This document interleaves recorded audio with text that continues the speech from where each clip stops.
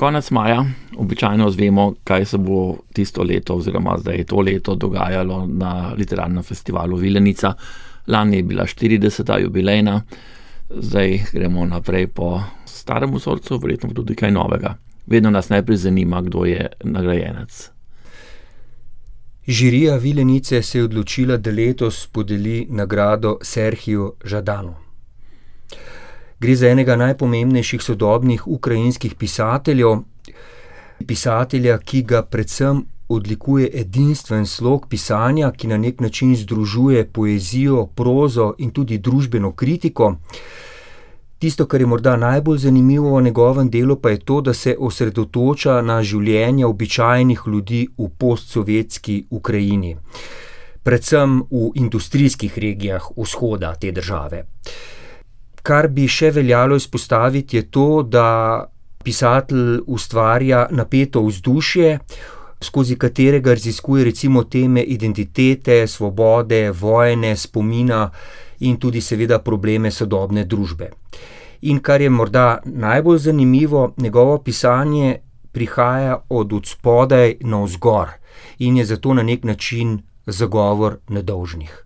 Jaz mislim, da Serhij Žadan je zato avtor, ki na nek način s svojim delom uteleša duh festivala Vilenica. In v slovenščini že lahko beremo 2 njegova romana, Vorošilograd in pa Internat.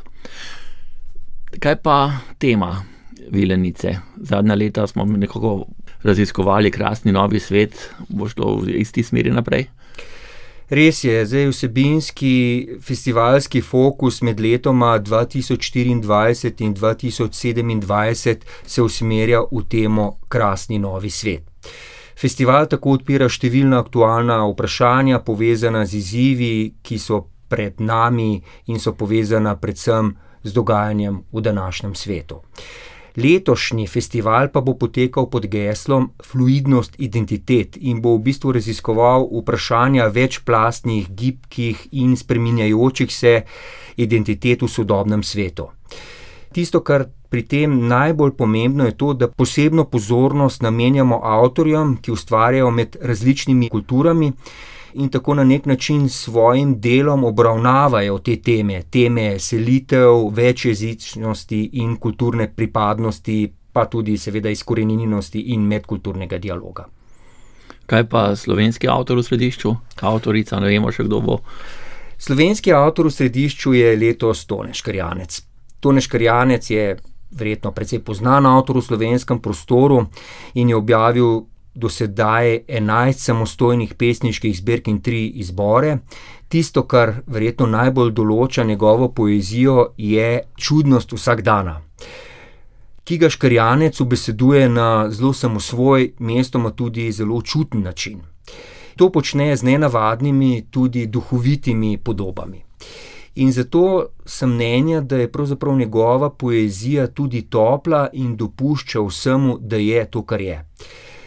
Tone Škrjanec je zato avtor, ki ga postavljamo v središče in verjamem, da se bomo k njemu vedno znova vračali.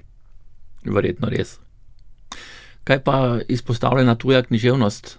Zadnja leta smo vedno posvetili recimo neki manj znani ali pa tudi književnosti in jo posebej podarili. Nekako gost festivala je bila neka literatura. Ja, letošnja književnost v središču je po izboru vileniške žirije sodobna poljska književnost. Kot vemo, je poljska književnost v zadnjih letih res postala ena vodilnih v Evropi. Ob tej priložnosti bo seveda tudi išla antologija, kot običajno, antologija Vilenice, in uredil jo je poljski pesnik Miloš Biedžicki, ki je tudi avtor izbora. Gre za enega najbolj uveljavljenih poljskih pesnikov in dobrega, odličnega poznavalca poljske književnosti. In mislim, da bo lepo predstavila to, kar se danes dogaja na polju sodobne poljske književnosti. Se pravi poezije in proze. Poezije in proze. Morda še to naj omenim, da bodo gostovali tudi 3 poljski avtorji. Nobeden še ni gostoval predtem v Sloveniji in zato bo tudi zanimivo spoznati nova imena. Mogoče še kaj, kar je treba izpostaviti, povedati vnaprej, povabiti nekak dogodek?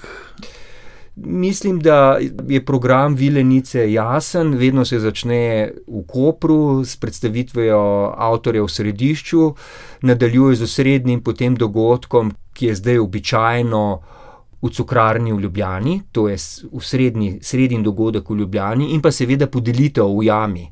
Vedno znova povabimo vse zainteresirane, da se nam pridružijo na podelitvi nagrade v Vileniški jami, po katerem na vse zadnje nosi festival tudi ime.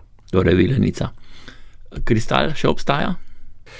Kristal še obstaja, Kristal se bo tudi letos podelil, vendar to bo znano za časa festivala. Seveda, ker se izbira med poezijo in proznimi odlomki gostujočih avtorjev. Hvala lepa. Hvala tudi vam.